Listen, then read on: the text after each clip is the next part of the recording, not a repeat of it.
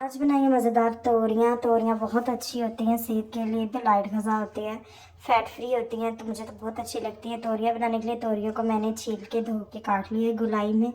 और अब मैं मसाला तैयार करूँगी। प्याज को फ्राई करूँगी, लहसुन अदरक का पेस्ट, टमाटर सब रेडी है। फ्राई करके ज़्यादा ब्राउन नहीं प्याज करना। आपने तोरियाँ फेंकनी है, तोरियाँ डाल के आपने अच्छे से फ्राई करना। फ्राई करके टमाटर लहसुन अदरक का पेस्ट डाल देना, ठीक है। तोरियों में ना पानी ज़्यादा नहीं डालते क्योंकि तोरियों का अपना पानी बहुत ज़्यादा होता है। ये जो है वो इनमें काफ़ी पानी होता है, जैसे वाटरमेलन में होता है वैसे ही।